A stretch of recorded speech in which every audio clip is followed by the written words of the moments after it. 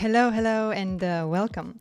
Today, I want to speak to you about the way that I look at menstrual health.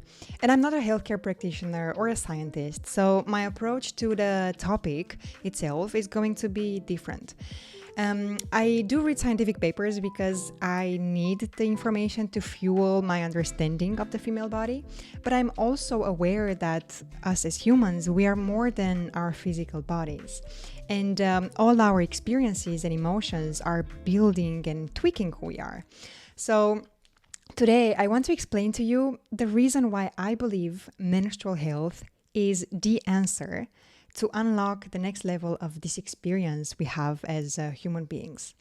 So, what I'm about to talk to you today will give you a perspective shift to some of you.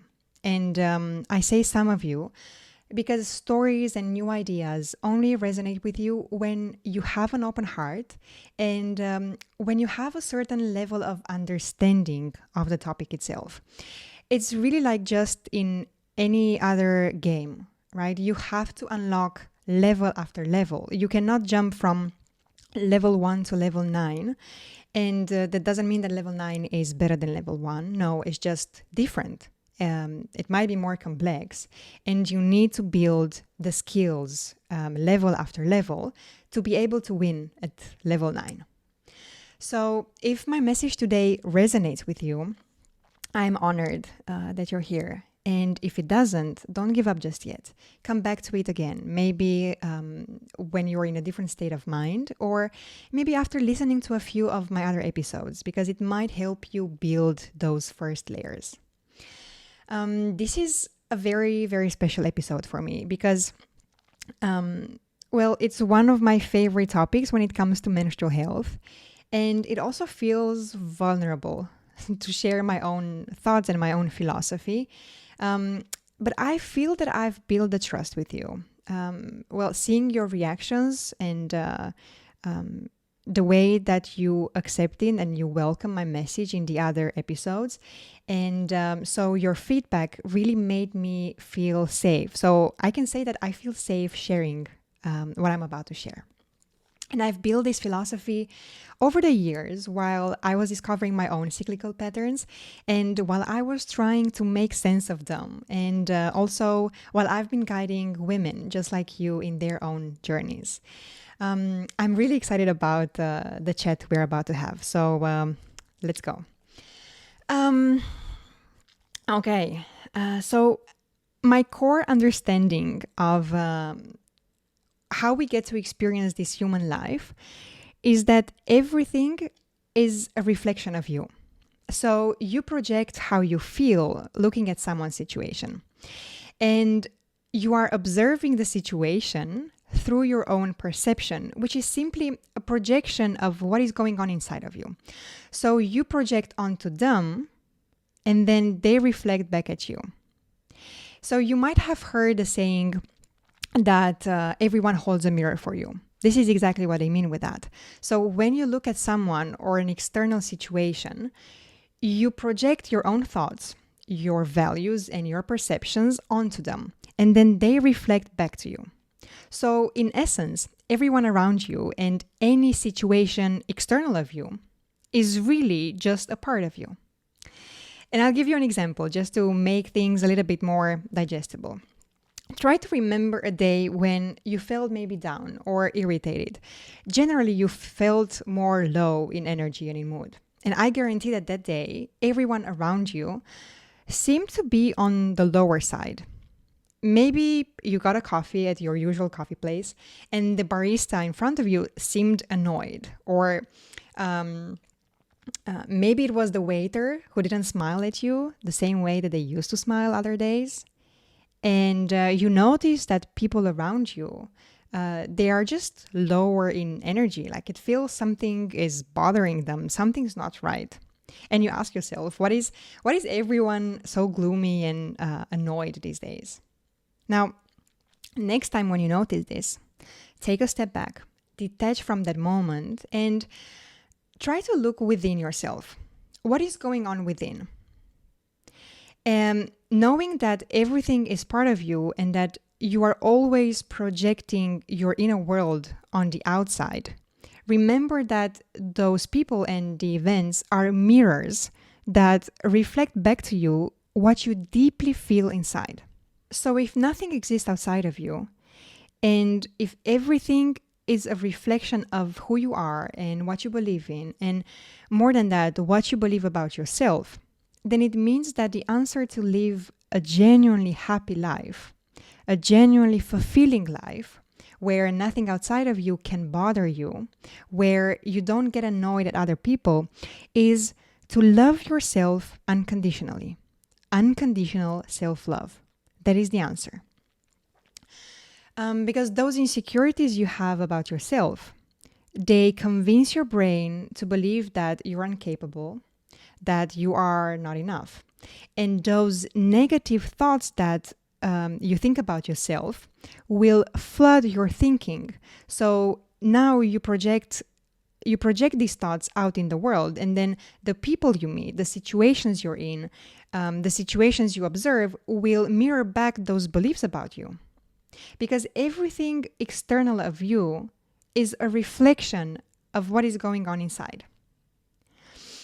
But the moment you fill those holes, the moment you manage to fill those gaps, that feeling of not being enough, when you manage to fill that with love, acceptance, and compassion for yourself, you begin to project into the world the same. You project the love, the acceptance, and the compassion. And then the world is going to reflect back to you exactly the same. So the answer is unconditional self-love. But the reality is that as women, we have a hard time finding that unconditional self-love. And the reason is that we have a hard time accepting the unpredictable changes our bodies and minds go through on a monthly basis. Because our bodies and minds, they go through literal changes every month. The brain chemistry changes throughout the menstrual cycle. Our bodies change their physical appearance throughout the cycle. Think about it. Our bellies are flat for 2 weeks, and then they are double in size for the next 2 weeks. Our legs get swollen because of all the hormonal changes we go through. Our face gets covered in zits at least once a month. We also react differently to the same situation at different points in the cycle. And we internalize things differently at different moments and in different phases of the cycle. And because we lack education in the topic of menstrual health, we don't understand why these things happen to us. So it becomes a challenge accepting something that we don't understand.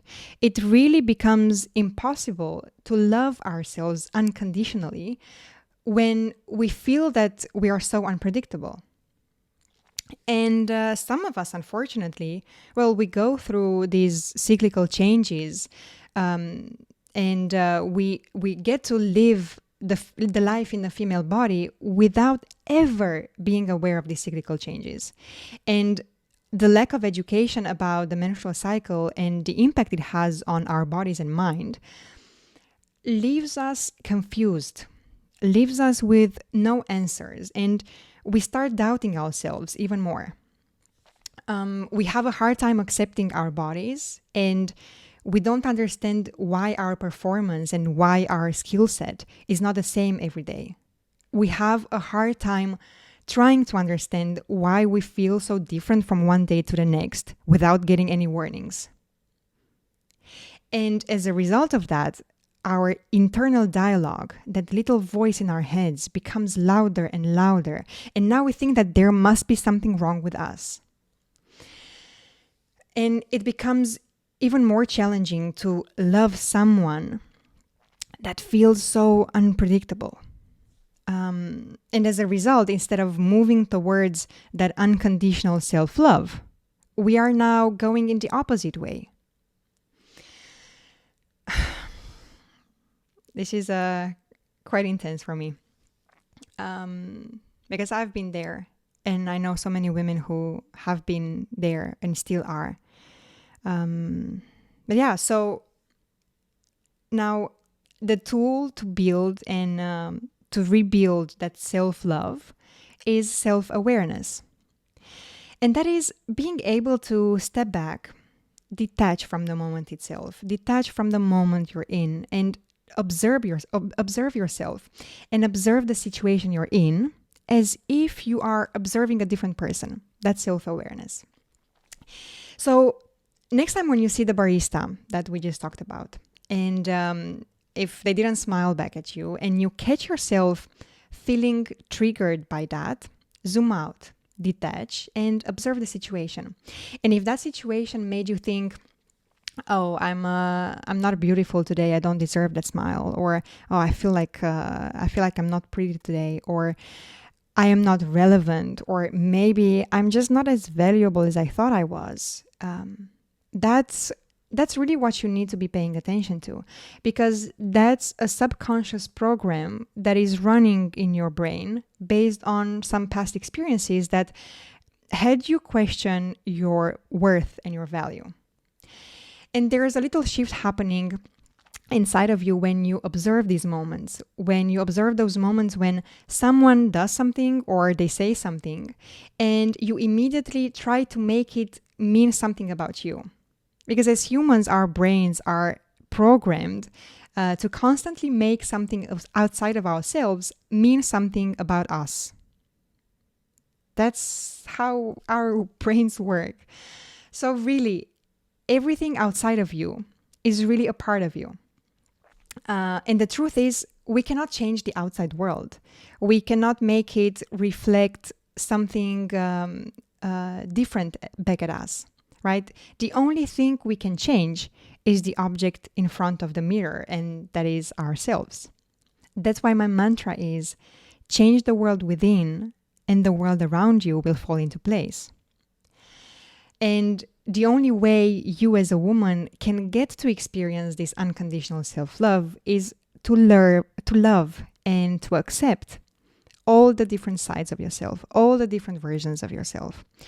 Accept that your skill set will be different at different parts in the menstrual cycle. Accept that your communication skills might be fascinating around the middle of your cycle when you're around ovulation time. And also accept that you might feel sluggish during your period, or you might think just slower around the same time. Accept and love each part of yourself. And when you do that, when you finally get to accept all the different versions, you really, on a deep level, you show love to the creator, because your female body was originally designed to go through these changes. This is the core nature of the female body. It's a cyclical rhythm. So you have to speak kindly to yourself. Love and acceptance really means loving the follicular social butterfly that I know you are. Usually we are so social during the follicular phase.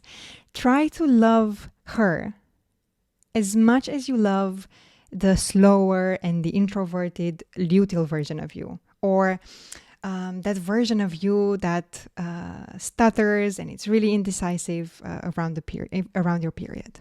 That's self-love, self-acceptance, and compassion. So how do you get there? First, education about the menstrual cycle. Learn the basics of what is happening to your body. And I made it my mission to simplify this knowledge here on this podcast. So information is free and available for everyone. Second is practice. Build awareness about your own menstrual cycle. Track your menstrual cycle and then observe yourself.